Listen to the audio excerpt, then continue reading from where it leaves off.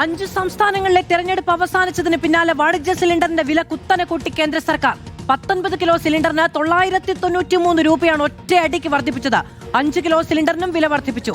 ഇതോടെ ഒരു സിലിണ്ടറിന് കൊച്ചിയിൽ വില 3085 രൂപയാണ്. നോബിൾ മാരിക്കാരൻ വിവരങ്ങളുമായി ചേരുകയാണ്.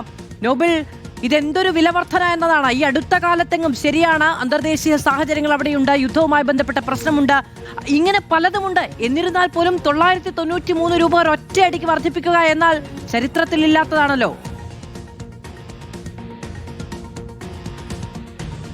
മാധു, ഇതിനെ വിലവർദ്ധനവ് എന്ന് പറഞ്ഞ് ലഘൂകരിക്കുന്ന നല്ലത് ഇട്ടടി എന്ന് പറയുന്നതായിരിക്കും. കാരണം 1000 രൂപയ്ക്ക് വെറും 7 രൂപ മാത്രമാണ് കുറവുള്ളത്. 993 രൂപ ഇപ്പോൾ ഇത്തരത്തിൽ വാണിജ്യ സിലിണ്ടറിന് വില വർദ്ധിപ്പിച്ചിരിക്കുന്നു. 5 കിലോ സിലിണ്ടറിനാണെങ്കിൽ 261 രൂപയും വർദ്ധിപ്പിച്ചിരിക്കുന്നു. ഇതിൽ കേന്ദ്ര സർക്കാർ പറയുന്ന ന്യായീകരണം എന്ന് പറയുന്നത് രാജ്യത്തെ പെട്രോളിയം ഉൽപ്പന്നങ്ങൾ ഉപയോഗിക്കുന്നതിൽ 1% ആളുകൾ മാത്രമാണ് വാണിജ്യ സിലിണ്ടറുകൾ ഉപയോഗിക്കുന്നത് എന്നാണ്. പക്ഷേ ഇത് മറുവശം എന്ന് പറയുന്നത് ഈ 1% ആളുകൾ ഉണ്ടാക്കി കൊടുക്കുന്ന ചായയും ബിരിയാണിയും ചോറും ഒക്കെ വേണം കോടിക്കണക്കിന് ആൾ കഴിക്കാൻ എന്നുള്ളതാണ്. സ്വാഭാവികമായും ഹോട്ടലുകൾക്ക് വില വർദ്ധിപ്പിക്കേണ്ടി വരും, ഭക്ഷണ സാധനങ്ങൾ വില വർദ്ധിപ്പിക്കേണ്ടി വരും പിടിച്ചിരിപ്പിന് വേണ്ടി. അത് വരുന്നത് വലിയ തരത്തിൽ കോടിക്കണക്കിന് ജനങ്ങളെ ബാധിക്കുകയും ചെയ്യും. അതെന്താണെന്ന് കേന്ദ്ര സർക്കാർ പറയുന്നില്ല. പക്ഷേ ഈ പറഞ്ഞ വാണിജ്യ സിലിണ്ടർ ഉപയോഗിക്കുന്ന ആളുകളുടെ എണ്ണം 1% എന്ന് പറഞ്ഞുകൊണ്ട് ലഘൂകരിക്കുകയാണ് കേന്ദ്ര സർക്കാർ ഇപ്പോൾ ചെയ്തിരിക്കുന്നത്. പ്രധാനപ്പെട്ട കാര്യം എന്ന് പറയുന്നത് കഴിഞ്ഞ ഏപ്രിൽ മാസം 1-ാം തീയതി 195 രൂപ സമാനമായി തന്നെ വാണിജ്യ സിലിണ്ടർ വർദ്ധിപ്പിച്ചിരുന്നു. പക്ഷേ സാധാരണഗതിയിൽ ഇങ്ങനൊരു വർധനവ്, പ്രത്യേകിച്ച് 993 രൂപ എന്ന് പറയുന്ന ഇത്ര വലിയ ഭീമമായ വർധനവ് അടുത്ത കാലത്തൊന്നും നമ്മൾ കഴിച്ചിട്ടില്ല എന്നാണ് ഏറ്റവും പ്രധാനപ്പെട്ട കാര്യം. അന്താരാഷ്ട്ര സാഹചര്യമുണ്ട്, പ്രത്യേകിച്ച് പശ്ചിമേഷ്യയിൽ തുടരുന്ന സംഘർഷമുണ്ട്,